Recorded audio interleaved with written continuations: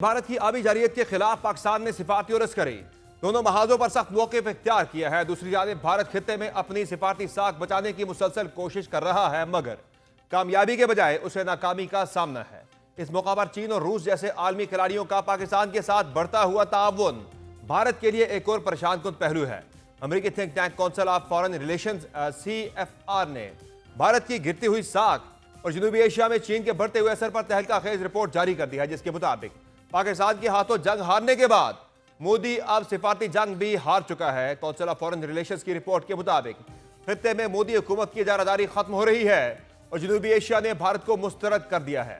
ताज़ा सूरत हाल में चीन और पाकिस्तान उभरती हुई कुव्वत के तौर पर सामने आ गए हैं। इस तरह बांग्लादेश, नेपाल, श्रीलंका, मालदीव जो भारत के पुराने इत्तेहादी हैं, अब चीन के साथ जुड़ रहे हैं। चीन की सरमायाकारी और स्मार्ट डिप्लोमेसी ने भारत को बैकफुट पर धकेल दिया है। रिपोर्ट में बताया गया है कि भारत ने शेख हसीना को पनाह भी दी, जिसके नतीजे में बांग्लादेशी अवाम में शदीद गुस्सा और भारत मुखालिफ जज्बात पैदा हुए हैं। मालदीव में इंडिया आउट तहरीक कामयाब हो गई है और हुकूमत ने चीन से दोस्ती बढ़ा ली है।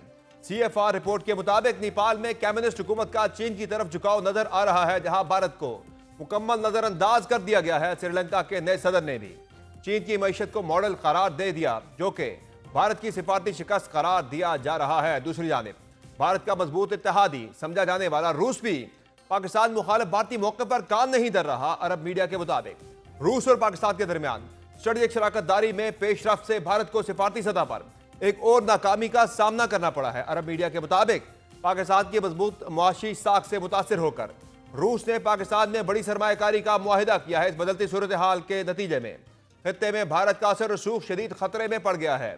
अरब न्यूज की रिपोर्ट में बताया गया है कि पाकिस्तान और रूस के माबैन $1 अरब की दो तरफा तजारत होगी। इस तरह पाकिस्तान का रूस से सस्ते तेल की दरामद का सिलसिला भी कामयाबी से जारी है। दी डिप्लोमेट की रिपोर्ट में बताया गया है कि वस्ती एशिया से रवाबत में पाकिस्तान के अहम किरदार का रूस मुतरफ है और इसके पेश नज़र पाकिस्तान और रूस के माबैन बॉर्डर ट्रेड का नया निज़ाम भी ज़ेर गौर है। रूस से रियायती नरखों पर तेल और गैस की दरामद पाकिस्तान के लिए अहम पेशरफ्त करार दी जा रही है।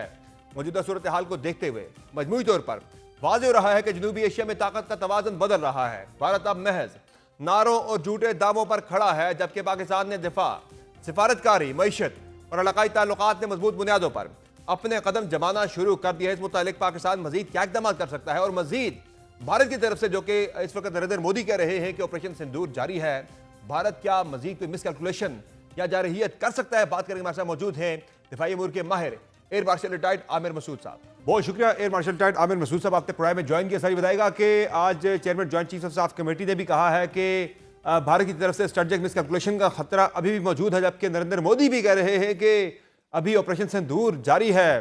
तो क्या समझते हैं कि आने वाले दिनों में कोई ऐसा खतरा मौजूद है कि भारत की तरफ से फिर कोई जारहियत या मिसकैलकुलेशन की जाए? जी, बहुत शुक्रिया आपका। देखें, जो भारत ने जिस नोट पे ये कॉन्फ्लिक्ट खत्म हुआ था, तो भारत को ना सिर्फ शिकस्त हुई, बल्कि काफी सारा उनका नुकसान हुआ, जिसकी वजह से उनका जख्म अभी तक भरा नहीं है। और ये जख्म जो है, इन्हें काफी सारे फ्रंट्स पे बर्दाश्त करना पड़ा। तो मैं समझता हूँ कि भारत अभी तक कोई सुख चैन से बैठेगा नहीं।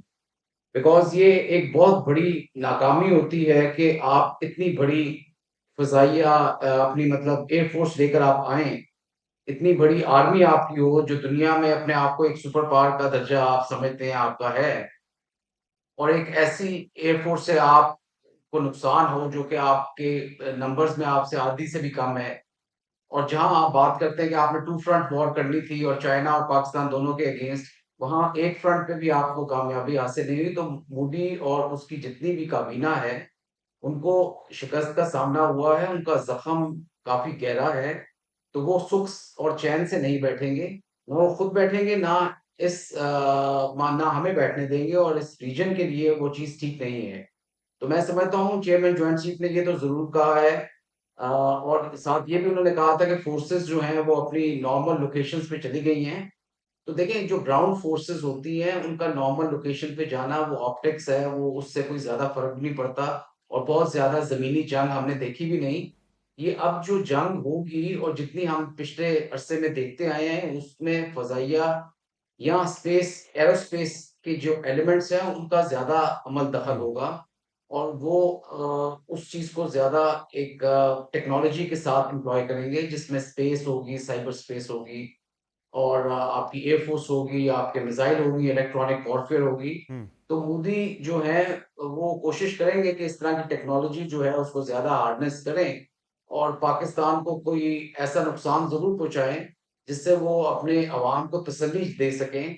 क्योंकि अवाम भी बड़ी बेकरार है और ज़ाहिर बात है उनको भी एक शर्मिंदगी का सामना है ज़ाहिर है कि सर, राफेल जैसा जहाज़। भारत को ये है 2019 से 2025 छः साल गुजर गए। एक पाकिस्तानी त्यारे की तलाश है कि एक पाकिस्तानी त्यारा जो है वो गिराने की उनकी ख्वाहिश है, जो अब तक उनकी पूरी नहीं हो पाई और आगे भी इंशाल्लाह पूरी नहीं होगी। आज तो बीजेपी के ही रहनुमा सुब्रमण्यम स्वामी ने भी मान लिया है, तस्लीम कर लिया है कि पाकिस्तान ने राफेल समेत 5 त्यारे भारत के गिराए हैं।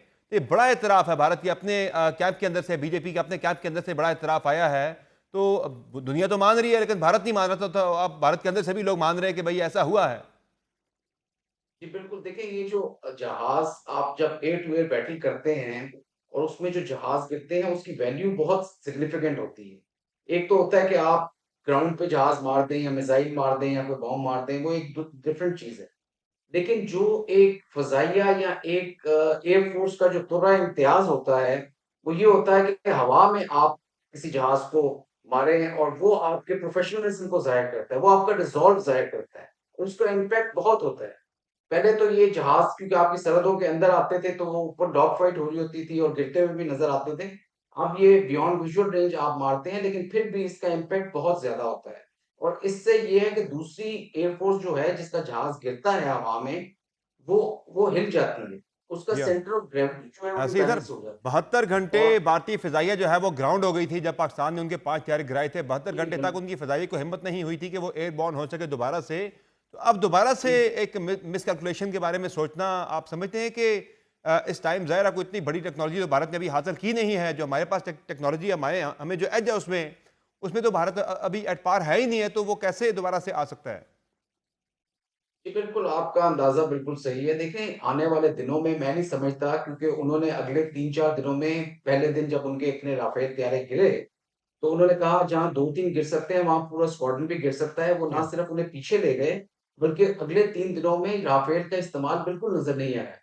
और ये यही इम्पैक्ट होता है जिस तरह मैंने आपको कहा कि अगर आप पहले 1 घंटे में, आधे घंटे में किसी दुश्मन के उनका जो सेंटर ऑफ ग्रेविटी होता है, उनके हाईटेक जहाज़ अगर आप गिरा दें, तो उसका इम्पैक्ट पूरी एयर बैटल पे नहीं होता बल्कि वॉर पे होता है और आप जनरली वॉर जीत जाते हैं। तो ये हमारी जीत भी इसी वज़ह से थी कि हमने शुरू में ही उनके 5-6 तैयारे गिरा दिए और या जिनको हमने क्लेम किए वो बिल्कुल सच्चे किस्म के क्लेम थे और उनकी वेरिफ़िकेशन कोई मुश्किल नहीं है। देखिए, आज की सैटेलाइट के दौर में, आज की टेक्नोलॉजी के दौर में आप कोई चीज़ छुपा नहीं सकते। आपको इमेजेस नज़र आ जाती हैं। ऐसा ही है। सारी दुनिया ने तस्लीम किया। आपने वो 3-4 दिनों में देखा जो बॉडी लैंग्वेज थी, उनकी लीडरशिप की जो प्रेस कॉन्फ्रेंस पे के लिए आए।